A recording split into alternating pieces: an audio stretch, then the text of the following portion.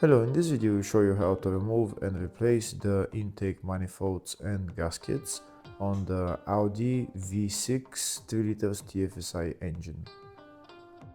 The two intake manifolds on this engine are located in the V section, so in order to get access to them we need to remove the supercharger. This is the supercharger right there. First we're going to remove the two covers. One of them is this one and the other one is at the back. Next we're going to remove the vacuum hoses on the solenoid valves.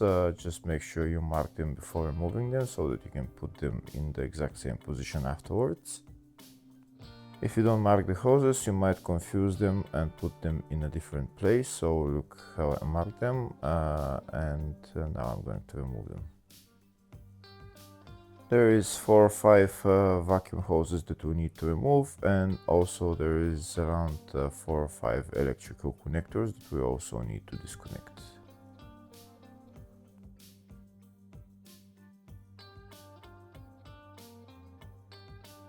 Next we're going to remove this air intake pipe. If the video is useful, please like and comment on the video and subscribe to the channel to see more videos like this. In the description of the video I have links to tools that I recommend for doing jobs like this.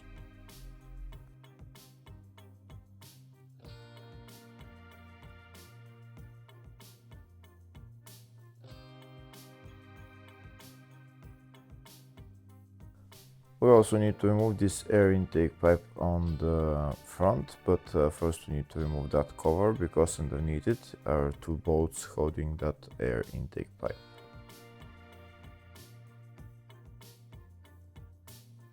Now that this cover is removed, we're going to remove the bolts holding the air intake pipe. This is one of them right there. There is another one bolt that we need to remove so that we can get access to the second bolt for the air intake pipe.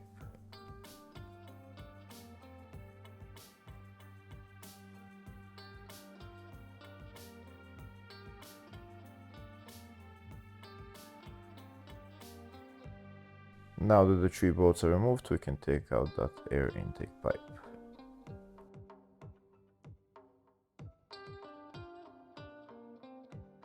Next we're going to remove the clamp for this vacuum hose and take out the vacuum hose.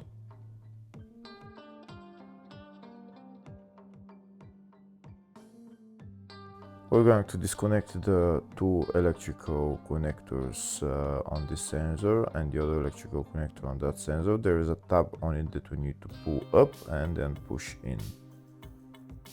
Next we're going to remove the plastic cover on this side. It's held by 2 bolts, and then there is another plastic cover on the other side that's held again by 2 bolts. We need to remove both of them.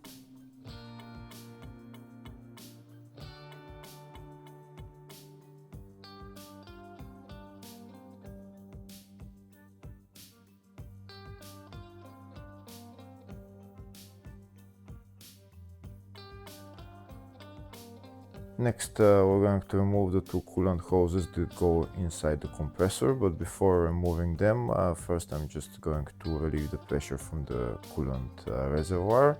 And now these are the 2 coolant hoses that I'm going to remove. They're held by those 2 metal clamps, and also there is a bolt holding the 2 hoses just underneath. I'll show you to you. We need to remove that bolt and then we will be able to take out the 2 hoses.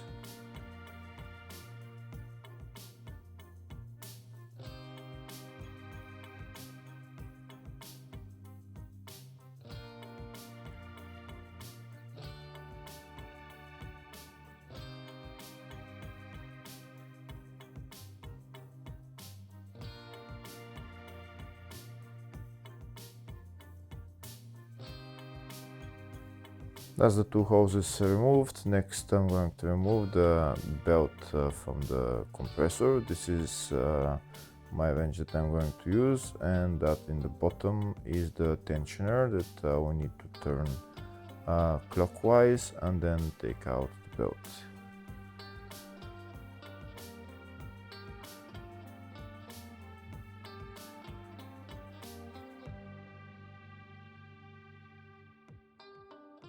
That's the belt removed. Next I'm going to start removing the compressor, which is held by those 6 nuts.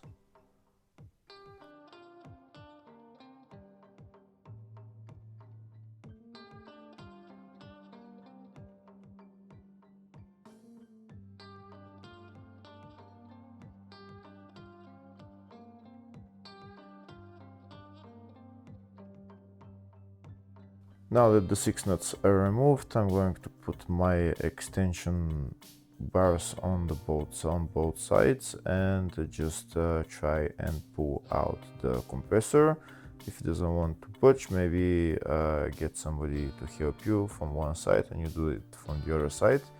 Once you lift it up a little bit, check if there is any more vacuum hoses or electrical connectors that you need to disconnect on the rear, and disconnect them, and then you can take it out. Here you can see it's coming out on both sides. You have to take it out evenly because of those large bolts.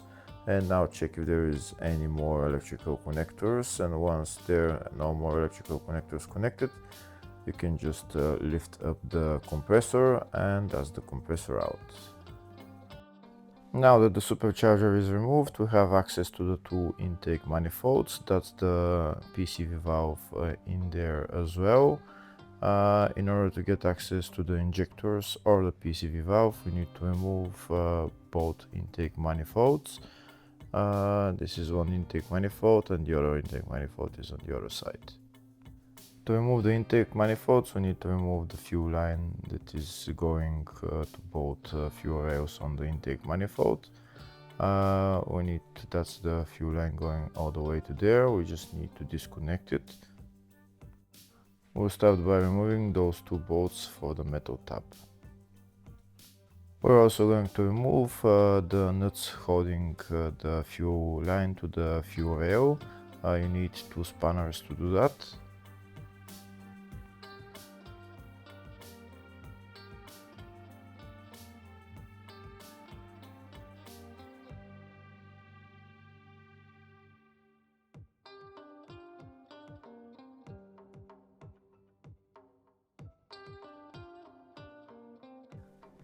We also need to remove that vacuum hose because it's in our way. In order to remove it, first we're going to take it out from the bracket right there, and then we need to push the 2 tabs on the connector and pull out the 2 parts of the vacuum line.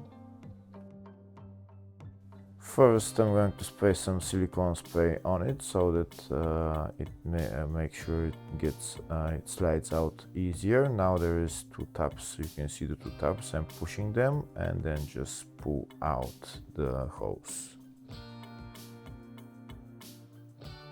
And now we can put that hose to the side somewhere. Next, I'm going to remove that vacuum hose from the valve, and I'm going to try and put all those vacuum lines somewhere to the side so that they're not in our way. And afterwards I'm going to remove the bolts holding the fuel line.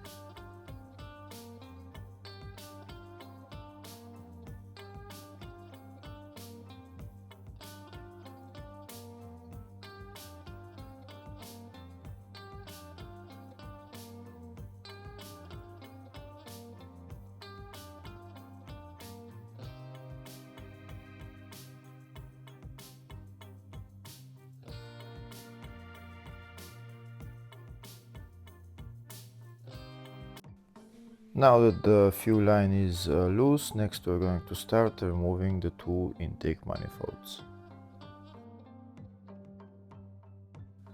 Each intake manifold is held by 7 bolts that we need to remove, also the vacuum hose on the valve and an electrical connector.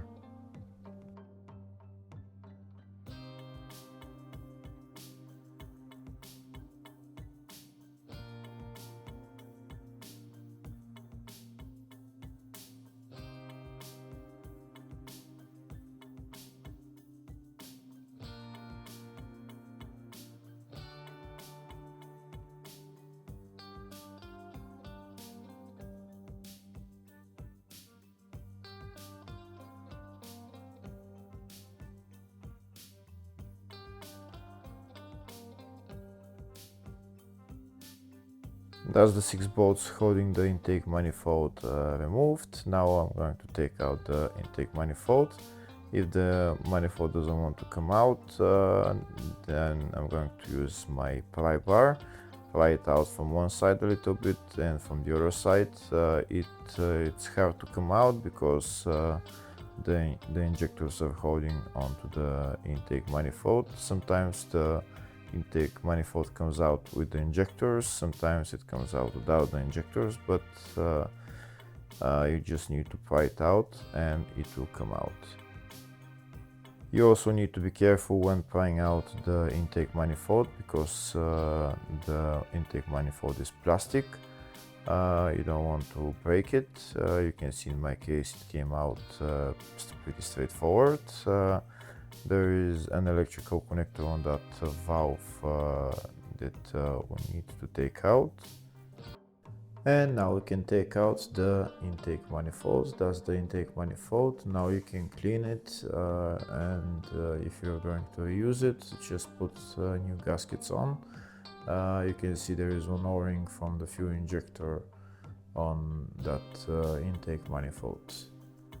Removing the other intake manifold is the exact same procedure, 7 bolts, and then you pry it out.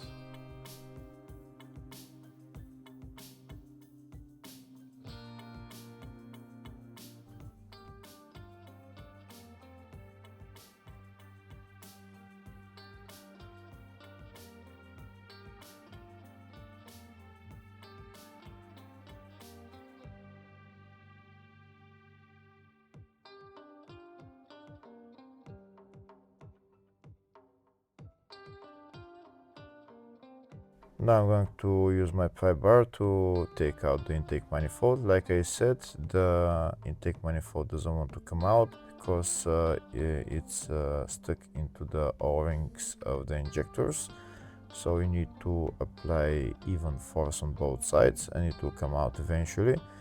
Like I said again, sometimes the intake manifold comes out with the injectors, sometimes it doesn't come out with the injectors. It's nice to replace the O-rings on the injectors and also the gaskets on the intake manifold. Before removing the intake manifold, I need to remove the vacuum line and also the electrical connector for it, and then we can take out the intake manifold. Now that the two intake manifolds are out, we have access to the fuel injectors and we also have access to the PCV valve, and we can remove the PCV valve if we need to, or remove the injectors or just replace the O-rings. Before putting the intake manifolds back on, first I'm replacing the gaskets on them and then we can put them back on the engine.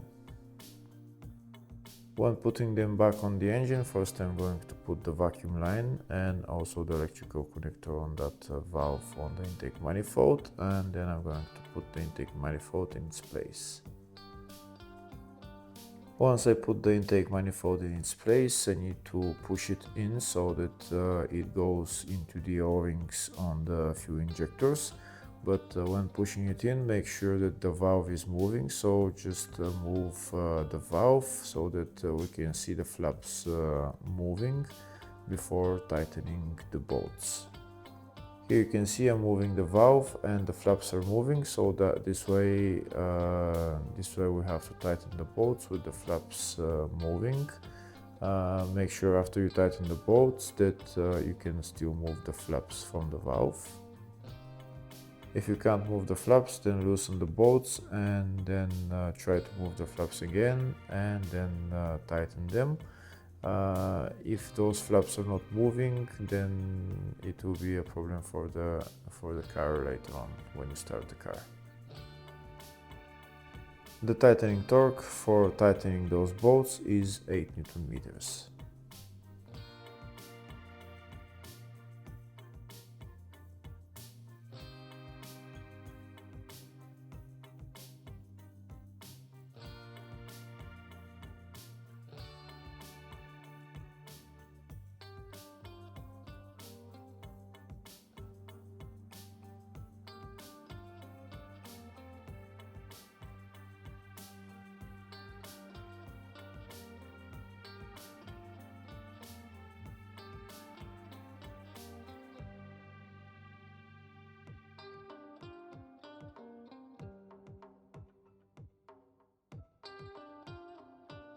Now that's all the bolts tightened. Next I'm going to check if the flaps are moving. I'm going to move the leg on the valve and we'll see if the flaps are moving.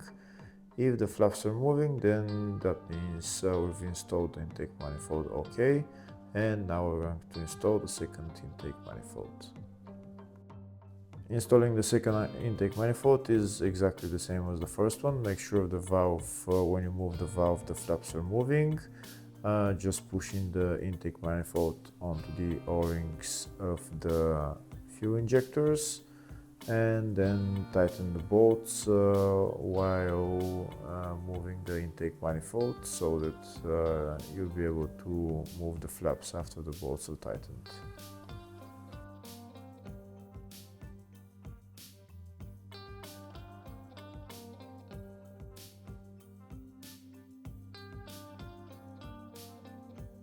Here we can see the flaps are moving, so that means we can put on the bolts and tighten them.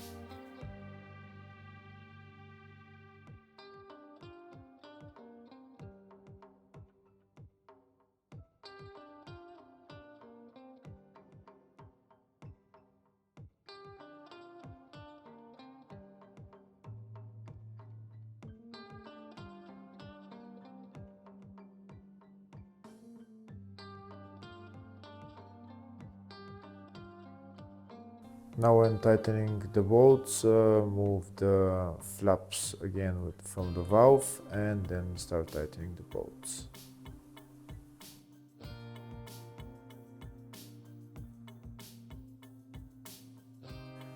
The tightening torque for these bolts is again, like I said, 8 Newton meters. And once you tighten all the bolts, make sure that the flaps in the intake manifold are moving. If they're moving, that means everything's okay with this intake manifold. Here we can see flaps are moving, so then we're done with replacing the intake manifold. You assemble everything else in the reverse order. Hopefully the video was helpful. Please like and comment on the video and subscribe to the channel. Thank you.